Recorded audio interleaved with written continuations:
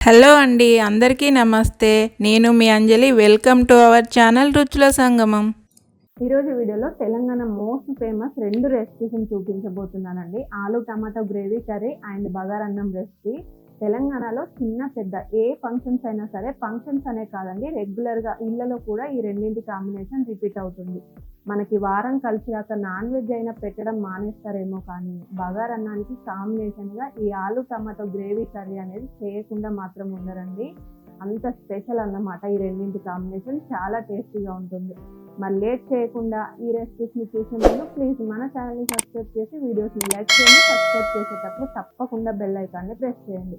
ఇక ఈ most famous రెసిపీస్ని start చేద్దాం. నేను ఒక 300 గ్రామ్స్ ఆలూని తీసుకొని పైన పీల్ చేసేసి ఇలా కాస్త మీడియం సైజులో ముక్కలుగా కట్ చేసుకున్నానండి. మనం కుక్కర్లో ఉడికించుకుంటాం కదా, కాస్త పెద్దగానే కట్ చేసుకోవాలి. మరీ చిన్నగా కట్ చేసుకున్నట్లయితే స్మాష్ అయిపోతాయి. ఈ విధంగా ముక్కల్ని కట్ చేసుకోవాలి. మీడియం ఫ్లేమ్ మీద ఆయిల్ని హీట్ చేసుకొని ముందుగా చెక్క, లవంగాలు, యాలకులు, కొద్దిగా బిర్యానీ ఆకును వేసుకోవాలి. 1/2 స్పూన్ ఆవాలు, 1/2 స్పూన్ జీలకర్ర, 3 పచ్చిమిర్చి చీలికల్ని వేసుకోవాలి. ఇది కాస్త వేగాక ఒక మీడియం సైజ్ ఆనియన్ కట్ చేసుకొని వేసుకోవాలి. ఈ ఆనియన్ లైట్ బ్రౌన్ కలర్ అయ్యేంత వరకు ఫ్రై చేసుకోవాలి. ఆనియన్ వేగుతున్నప్పుడే ఒక స్పూన్ అల్లం వెల్లుల్లి పేస్ట్ని కూడా వేసుకోవాలి. కొద్దిగా బఠానీ వేస్తున్నానండి. నేను ఎండు బఠానీని వాటర్లో నానబెట్టాను 1 అవర్ పాటు. మీరు కావాలంటే గ్రీన్ పీస్ కూడా వేసుకోవచ్చు, లేదంటే స్కిప్ చేయొచ్చు. ఆనియన్ ఫ్రై అయిపోయిందండి. ఇప్పుడు దీంట్లోకి ఆలు ముక్కల్ని వేసుకోవాలి. మనం కట్ చేసి పెట్టుకున్న ఆలు ముక్కల్ని వేసుకోవాలి. ఆలు ముక్కలు వేసుకున్న తర్వాత 1/2 స్పూన్ పసుపుని కూడా వేసేసుకోవాలి. ఇప్పుడు ఒక 2 మినిట్స్ లో ఫ్లేమ్ మీద ఈ ఆలు ముక్కల్ని ఆయిల్లో ఫ్రై చేసుకోవాలి. ఆలు కొద్దిగా ఫ్రై అయిన తర్వాత టేస్ట్కి సరిపడా సాల్ట్, అలాగే టేస్ట్కి సరిపడా కారాన్ని కూడా వేసుకోవాలి. ఇప్పుడు మరొక నిమిషం పాటు కలుపుకుంటూ ఫ్రై చేసుకోవాలి. ఇప్పుడు దీంట్లోకి మీడియం సైజు 3 టమాటాలని కట్ చేసి వేసుకోవాలండి. మీకు ఇంకాస్త పులుపు ఎక్కువ కావాలనుకుంటే 4 కూడా కట్ చేసి వేసుకోవచ్చు. అలాగే దీంట్లోకి ఒక 1/2 స్పూన్ గరం మసాలా వేస్తున్నాను. మనం ఆల్రెడీ స్పైసెస్ యాడ్ చేసుకున్నాం కదా, ఎలాగైనా ఇది కాస్త ఘాటుగానే ఉంటుందండి. ఘాటుగా ఉంటేనే బాగుంటుంది. అలాగే ఒక స్పూన్ ఎండు కొబ్బరి పౌడర్ని వేస్తున్నాను. ఇప్పుడు ఒకసారి బాగా కలుపుకోవాలి. ఎండు కొబ్బరి వేయడం వల్ల మనకు గ్రేవీ అనేది చిక్కగా వస్తుంది. అలాగే దీంట్లోకి కొత్తిమీర కూడా వేసేస్తున్నానండి. చాలా ఈజీగా అయిపోతుందండి. కుక్కర్లో నిమిషాల్లో అయిపోతుంది కర్రీ. ఇప్పుడు దీంట్లోకి జస్ట్ ఈ ముక్కలు మునిగేంత వరకు వాటర్ని యాడ్ చేసుకోవాలి. మీకు కావాల్సిన లిక్విడ్ కన్సిస్టెన్సీని బట్టి వాటర్ని యాడ్ చేసుకోవాలండి. మీకు ఈ లిక్విడ్ అనేది కాస్త పల్చగా ఉండాలనుకుంటే కొద్దిగా వాటర్ని ఎక్కువగా యాడ్ చేసుకోవాలి. కాస్త గ్రేవీ చిక్కగా ఉండాలనుకుంటే తక్కువగా యాడ్ చేసుకోవాలి. ఇప్పుడు దీనిపైన కుక్కర్ మూత పెట్టేసుకొని మీడియం ఫ్లేమ్ మీద 2 విజిల్స్ వచ్చేంత వరకు ఉడికించుకోవాలి. 2 విజిల్స్ వచ్చిన తర్వాత స్టవ్ ఆపేసి పక్కకు తీసుకొని ప్రెషర్ మొత్తం పోయిన తర్వాత మూత తీసుకోవాలి. అప్పుడు మనకు ఆలు పర్ఫెక్ట్గా ఉడికిపోతుంది. చూడండి, ఇక్కడ ప్రెషర్ మొత్తం పోయింది. మూత తీస్తున్నాను. చూడండి, మనకు ఆలు కర్రీ పర్ఫెక్ట్గా రెడీ అయిపోయింది. మనం 2 విజిల్స్ ఇచ్చాం కదండి. చూడండి, ముక్కలు కూడా చక్కగా మెత్తగా ఉడికిపోయాయి. చాలా సింపుల్ అండి, ఈజీగా అయిపోతుంది. ఇలా కుక్కర్లో వేసేసామంటే 5 మినిట్స్లో మనకి చక్కటి గ్రేవీ కర్రీ రెడీ అయిపోతుంది. ఇది చపాతీలోకైనా రైస్తో అయినా ఎలాగైనా సరే సూపర్గా ఉంటుంది. బగారన్నం కోసం ముందుగా రైస్ని ఒక 1/2 అవర్ పాటు అయినా మినిమం నానబెట్టుకోవాలండి. ఇక్కడ నేను 2 గ్లాసుల రైస్ నానబెట్టుకున్నాను. అలాగే ఇక్కడ నేను నార్మల్ రైస్తో చేసి చూపిస్తున్నాను. మీరు కావాలంటే బాస్మతి రైస్ కూడా యూజ్ చేసుకోవచ్చు. బాస్మతి రైస్ అయినా సరే మినిమంగా 1/2 అవర్ తప్పకుండా నానబెట్టుకోవాలి. మీడియం ఫ్లేమ్ మీద 3-4 టేబుల్ స్పూన్ల ఆయిల్ని హీట్ చేసుకొని స్పైసెస్ వేసుకోవాలండి. బిర్యానీ ఆకు, చెక్క, లవంగాలు, యాలకులు, ఒక నల్ల యాలకు వేస్తున్నాను. మీకు ఏవి అవైలబుల్లో ఉంటే ఆ స్పైసెస్ని యాడ్ చేసుకోవాలి. దీంట్లోకి ఒక చిన్న ఉల్లిపాయని సన్నగా కట్ చేసుకొని వేసుకోవాలి. అలాగే ఒక 2-3 పచ్చిమిర్చి, కరివేపాకు కూడా వేసుకోవాలి. ఈ ఆనియన్స్ బ్రౌన్ కలర్ అయ్యేంత వరకు మీడియం ఫ్లేమ్ మీద ఫ్రై చేసుకోవాలండి.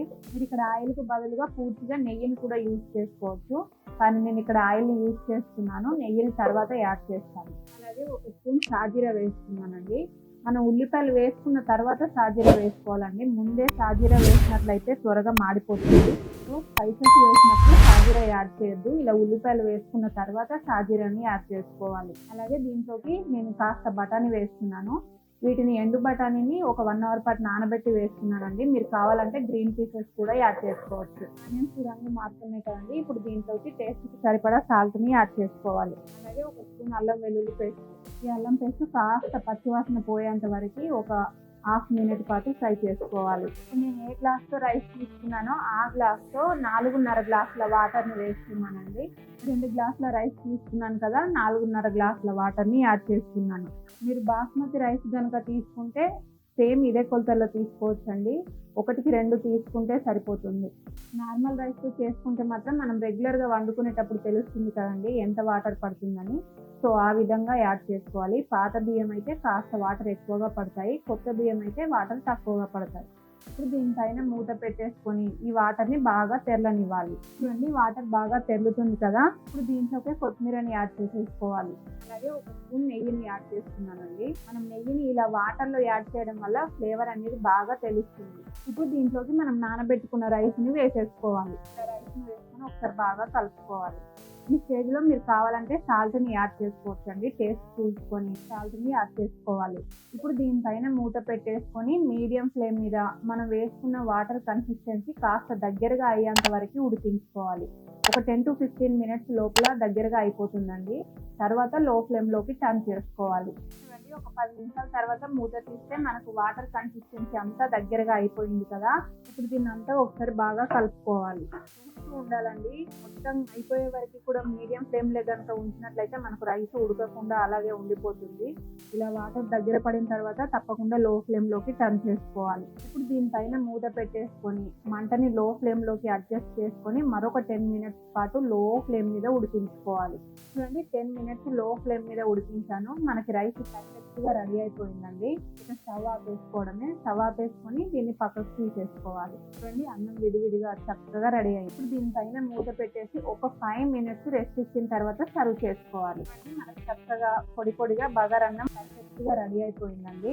ఒకసారి బాస్మతి రైస్తోనే చేసుకోవాలని ఏం లేదండి. ఇలా నార్మల్ రైస్తో కూడా సూపర్ టేస్టీగా బగారా అన్నం చేసుకోవచ్చు. తెలంగాణలో దాదాపు 50% పెళ్లిలలో ఇలా నార్మల్ రైస్తోనే చేసుకుంటారండి. చూడండి చాలా తక్కువ టైంలో మనకు ఆలుగడ్డ టమాటా అండ్ బగారా అన్నం రెడీ అయిపోయాయండి. మీరు కూడా తప్పకుండా ఈ ప్రాసెస్లో ఒకసారి ఆలుగడ్డ టమాటా అండ్ బగారా అన్నం ట్రై చేసి వీటి టేస్ట్ మీకు ఎలా అనిపించిందో తప్పకుండా కామెంట్ సెక్షన్లో తెలియజేయండి. అలాగే మరిన్ని ఇలాంటి టేస్టీ రెసిపీస్ కోసం ఈ వీడియోని లైక్ చేసి మన ఛానల్ని సబ్స్క్రైబ్ చేసి పక్కన ఉన్న బెల్ ఐకాన్ని ప్రెస్ చేయండి. మీకు తెలిసిన వారితో షేర్ చేయండి. Thanks for watching.